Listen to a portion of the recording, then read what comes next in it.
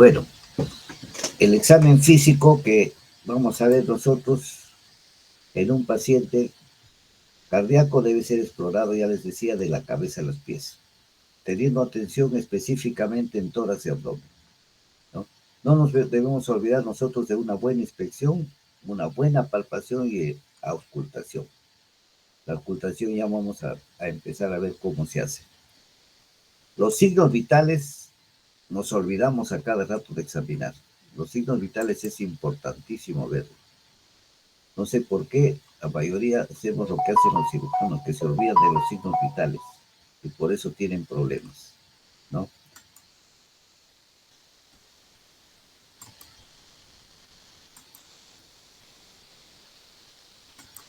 Cambia esto, ¿qué pasa? ¿Qué pasa? ¿Qué pasa? No quiere cambiar. Se puede al final llamar.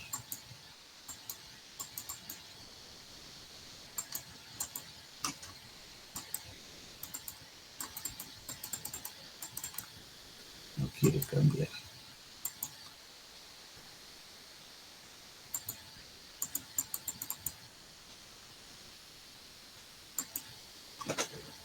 Al final se me pone. Vamos a esperar.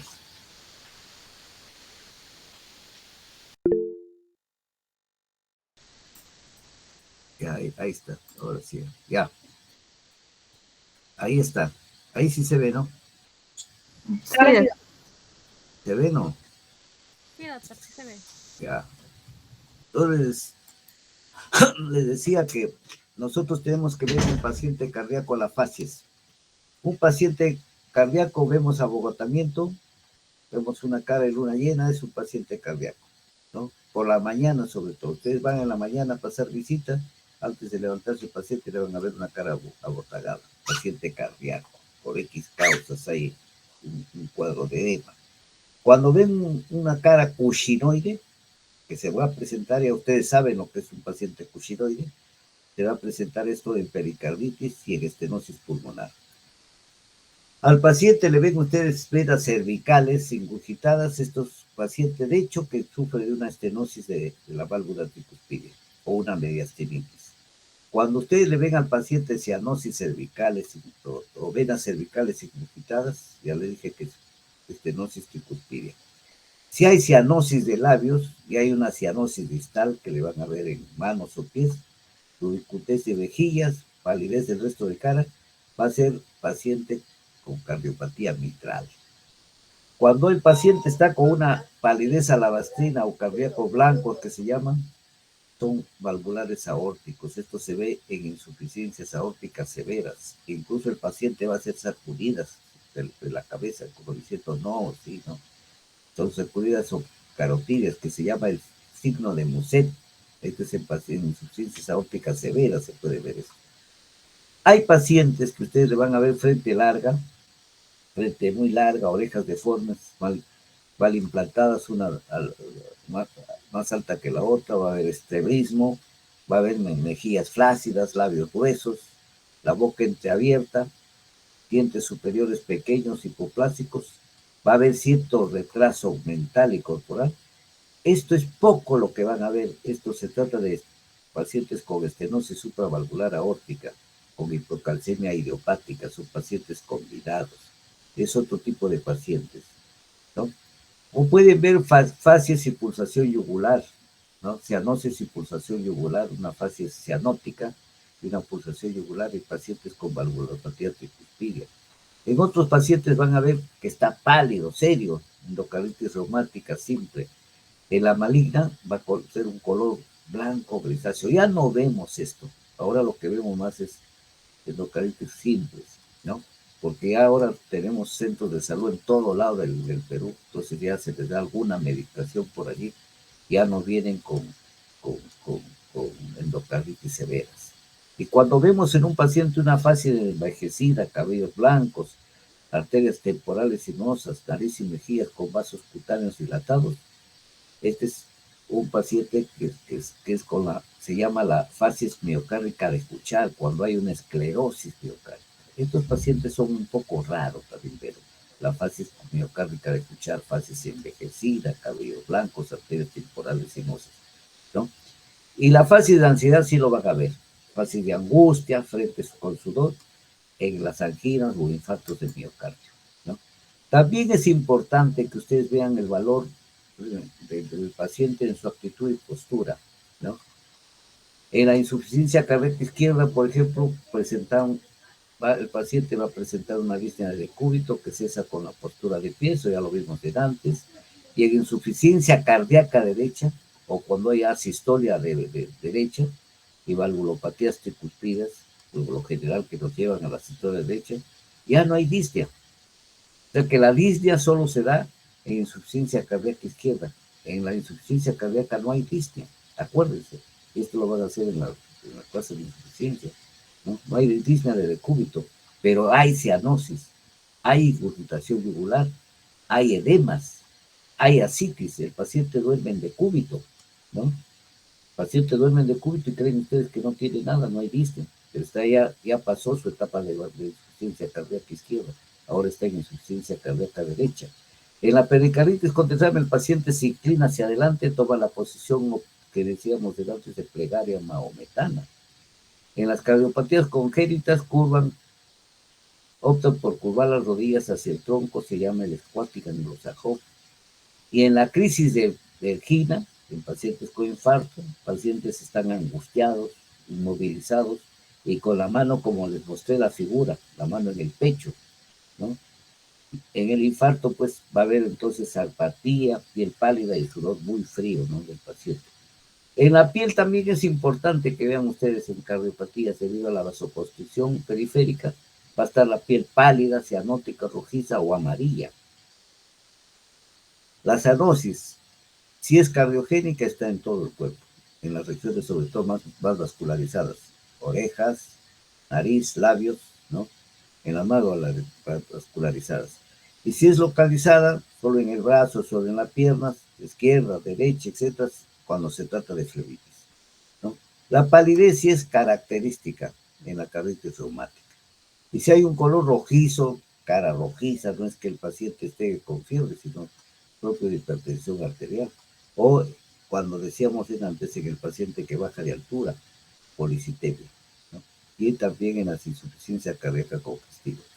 La cianosis no es nada nuevo, pues fue descrito por Baumann en 1801. Ya sabemos que es el color azul de piel y mucosas local, son periférica y general. Puede haber cianosis centrales o arteriales. La sangre pasa por pulmón aireado, pero la hemoglobina tiene oxígeno insuficiente. ¿Por qué? Disminución de la tensión de oxígeno. Habíamos dicho que se da en la altura por gases y mezclas en lugares cerrados. O hipoventilación alveolar, cuando hay respiración superficial. Esto se da en los postoperados, se daba en las neumonías, en la insuficiencia respiratoria. Antes los postoperados tenían mucho este problema. Ahora con las nuevas anestésicas ya no hay eso con los nuevos anestésicos. En la insuficiencia respiratoria por narcóticos, cuando hay obstrucción de las vías aéreas, boca, laringe. En el caso del asma también hay hipoventilación alveolar, ¿no? O cuando hay disminución de la expansión pulmonar, esto ya han visto ustedes en el enfisema, en la esclerosis, en el neumotórax, ¿no? O cuando hay alteración de la permeabilidad del endotelio pulmonar en los casos de la neumonitis, ¿no? O cuando hay presencia de cortocircuitos, habíamos visto antes venoso arterial, cuando hay CIA, comunicaciones interventriculares, CIB, comunicaciones interventriculares, aorta, cuando sale la aorta del ventrículo derecho, aorta cabalgante se llama, o cuando hay fístulas de arteria venosa pulmonar. En todos estos casos se van a presentar cianosis centrales. Y periféricas, la sangre circula lento por los capilares y pierde oxígeno. Esto vamos a encontrarlo en la insuficiencia cardíaca congestiva, cuando hay retardo en la circulación, cuando hay obstáculo en el retorno por oclusión, cinturones ajustados, medias ajustadas, en los casos de flebitis, o compresiones del tronco arterial, cinturones ajustados, que ya no se usa felizmente como antes, ¿no? Cuando hay trastornos vasomotores en la enfermedad de Raynaud, ustedes saben ya, esto se puede sentar palidez, frío, incluso dolor en el brazo derecho, izquierdo, y molestias en los dedos, ¿no?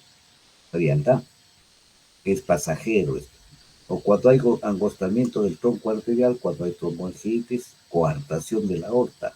La coartación de la aorta es una entidad muy interesante. La aorta se encuentra ajustada o como si sería un cinturón después del callado, la aorta está ajustada, eso se llama coartación.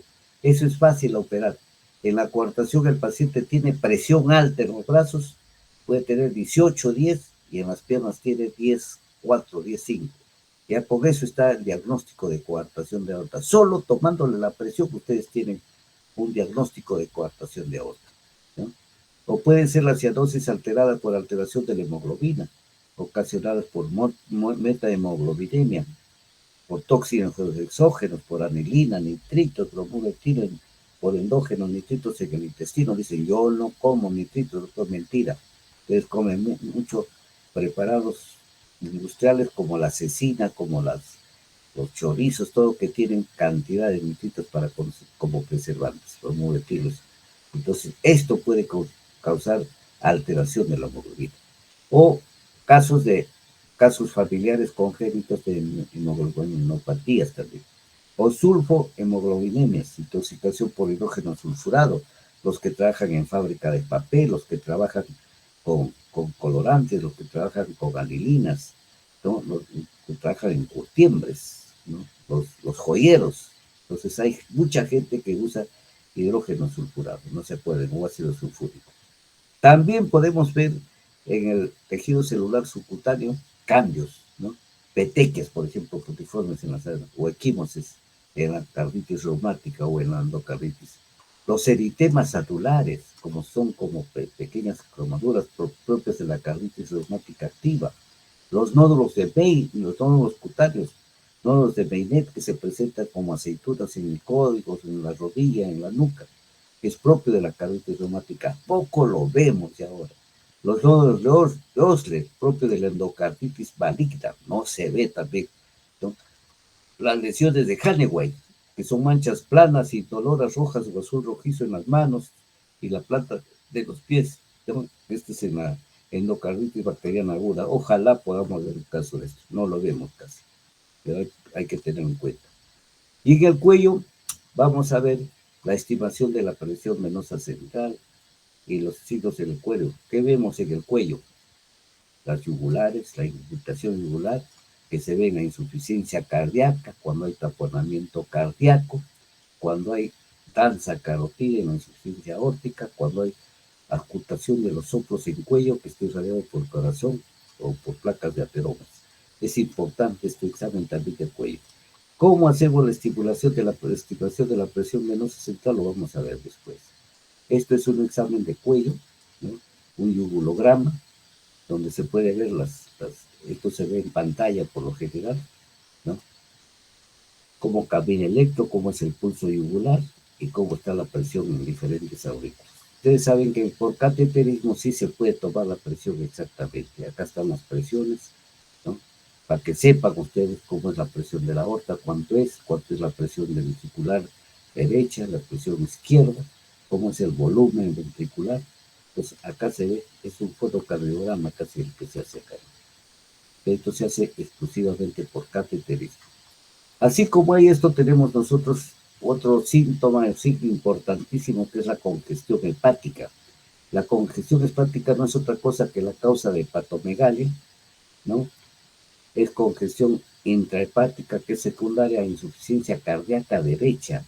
Se va a reducir el flujo sanguíneo en los hepatocitos, va a haber atrofia, anoxia de estos, ¿no? Y originan una necrosis hepatocitaria, pues, ¿no? Centronuclear, siendo este tipo de congestión hepática en el paciente cardíaco es muy dolorosa porque hay distensión de la cápsula de Gleason, hay fibrosis hepática intensa, y cuando esto es grave, va a la cirrosis hepática, y va con todos los signos de la cirrosis hepática. El paciente se pone ictérico, hay acumulación de líquido, todas las consecuencias de una cirrosis cardíaca. Pero esta es una cirrosis cardíaca, no es cirrosis hepática por otra causa, ¿no? Se llama también hijo de éxtasis, se observa en las insuficiencias cardíacas, en las miocardiopatías, con insuficiencia tricuspidia, en el coro pulmonar, se observa en las pericarditis constrictivas. ¿Qué crece acá en esta congestión hepática? El lóbulo izquierdo, ¿no? Que es el primero en agrandarse, es de consistencia dura, superficie lisa, bordes romos y doloroso a la presión. Les decía que puede haber ictericia simulando una cirrosis hepática, ¿no?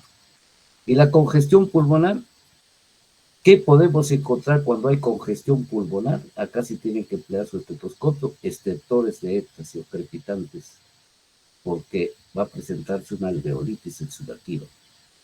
Esta congestión pulmonar es signo de que estamos yendo a un cuadro de incipiente de incremento de la presión pulmonar aguda. En la insuficiencia ventricular izquierda es un signo precoz en aparecer y desaparecer con el restablecimiento del paciente. Ustedes se encuentran crepitantes, el paciente está con insuficiencia cardíaca izquierda, ¿no? En las cardiopatías derechas no hay éxtasis pulmonar. En una cardiopatía derecha con insuficiencia cardíaca ya no encuentran crepitantes, solo en la insuficiencia cardíaca izquierda, ¿no? Puede haber derrames pleurales en la derecha, sí, debido a insuficiencia crónica del ventrículo trasudado en cavidad pleural, derrame de la cisura superior derecha, ¿no? Suele haber tos seca no productiva, ¿no? Nunca se olviden de hacer un examen preferencial. ¿En qué consiste el examen preferencial? El pulso arterial. La toma de pulso es un acto que nunca deben olvidarse, ¿no?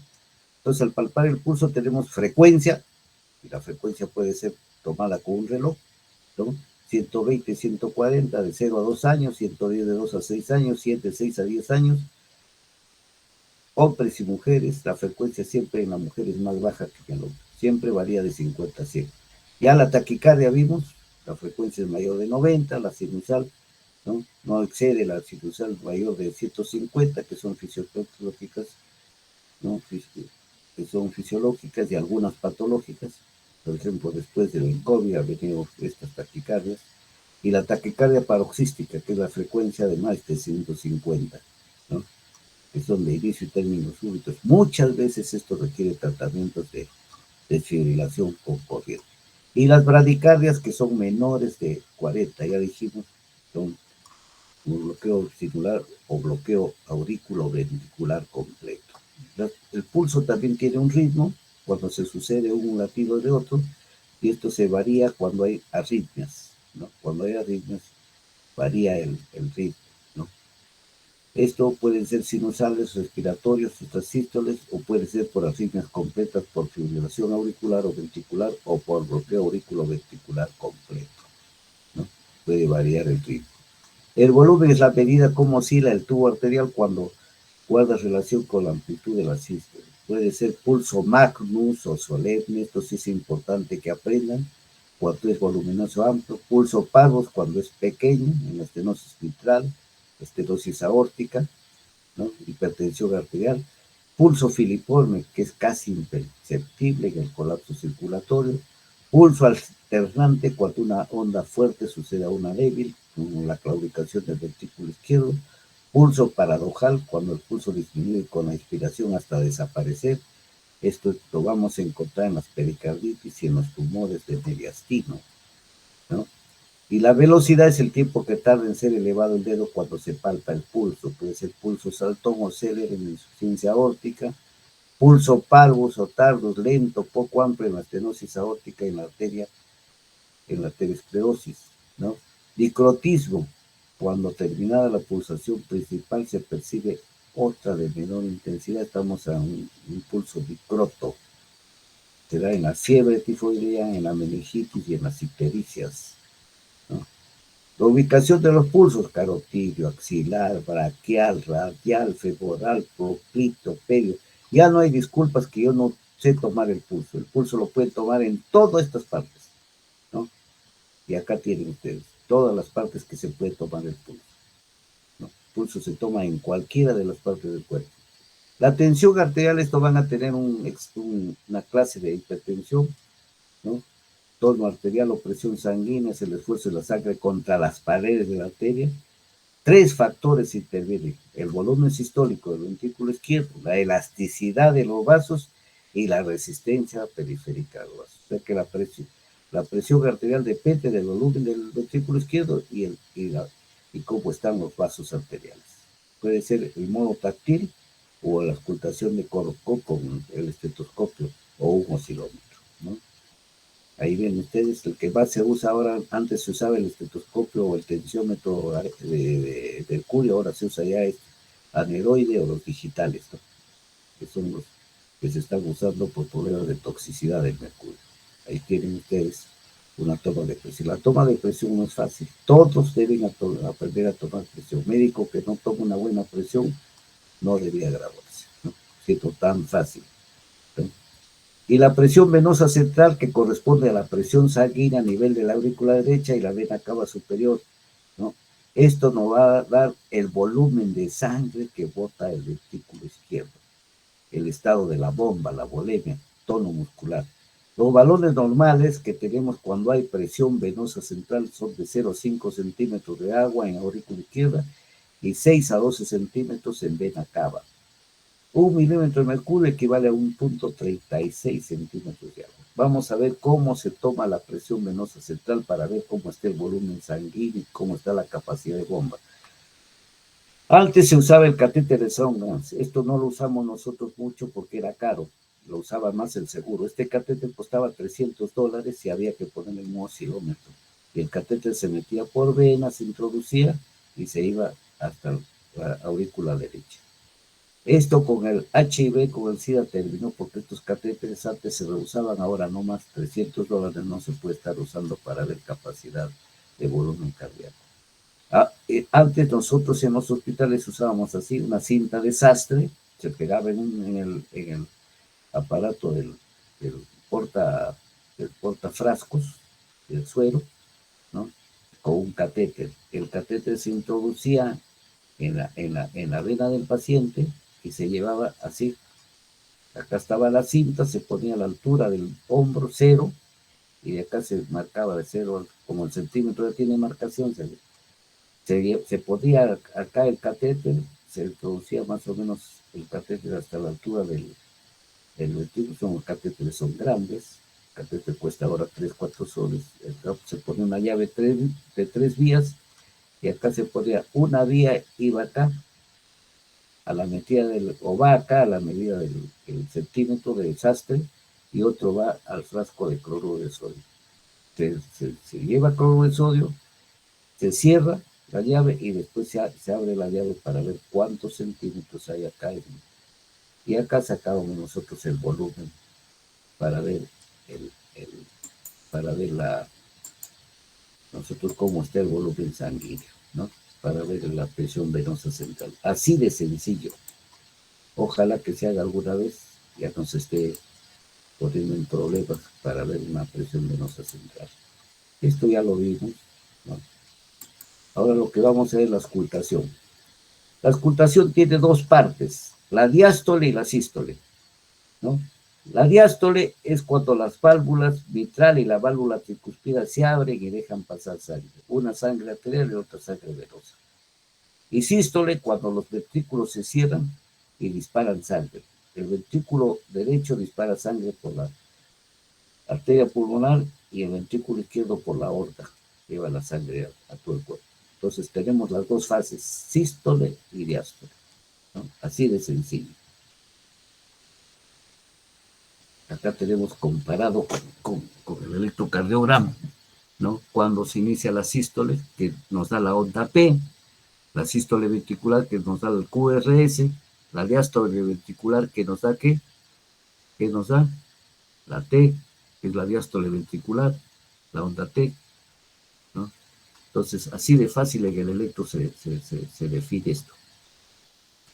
¿Qué son ruidos cardíacos? El primer ruido indica el comienzo de la sístole ventricular, que es el cierre, ya les decía. El segundo es el comienzo de la diástole, el cierre de la sigmoideas aórtico-pulmonar. Y el tercer ruido es sordo, de tono bajo y semeja al eco apagado del segundo, coincide con el llenado del ventrículo cuando se abren las válvulas auriculoventriculares.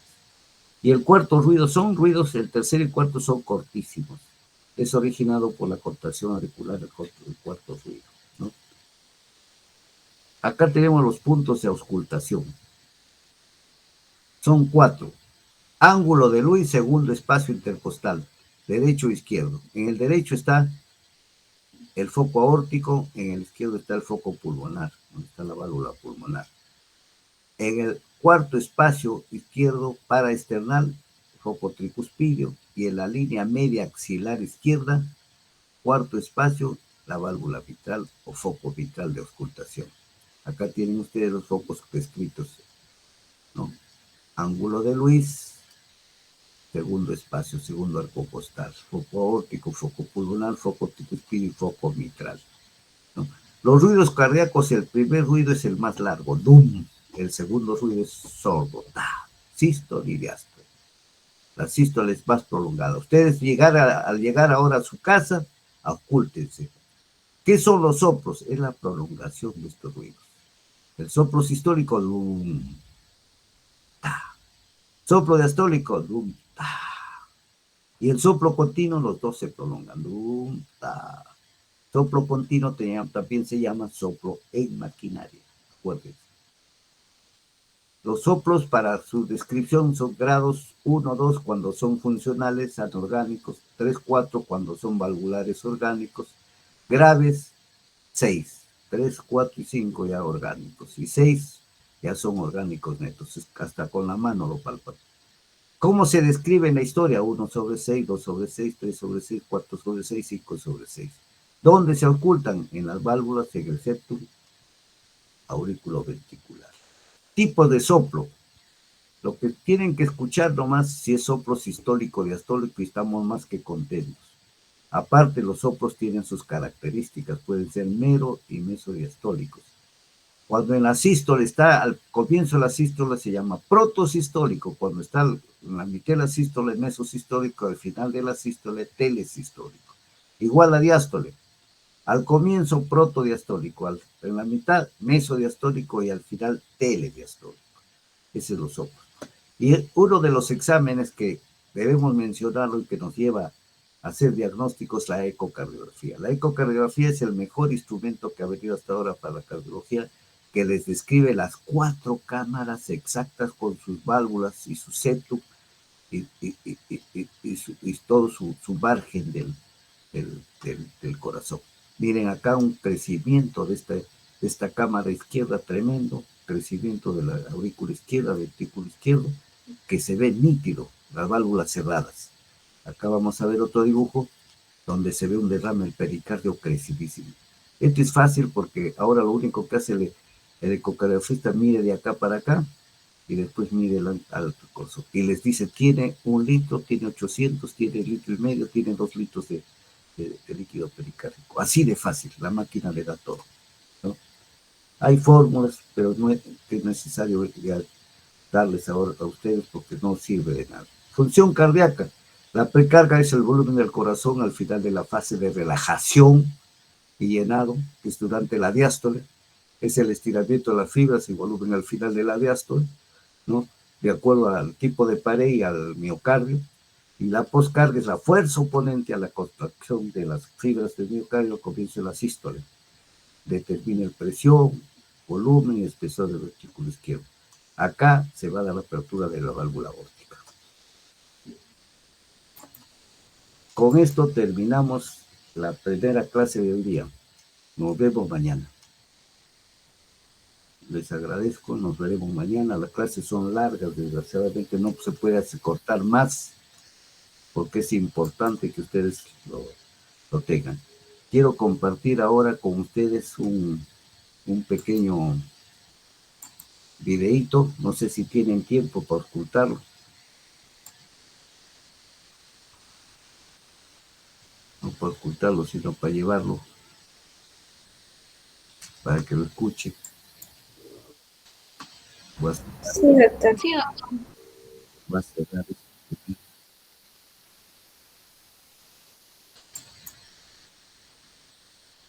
achicarlo.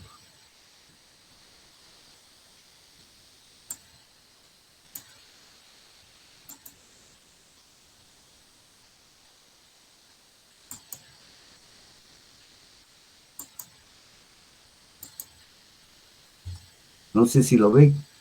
¿Se ve? ¿Se ve? Sí, doctor. Ya. Esa es una auscultación cardíaca, ¿ya?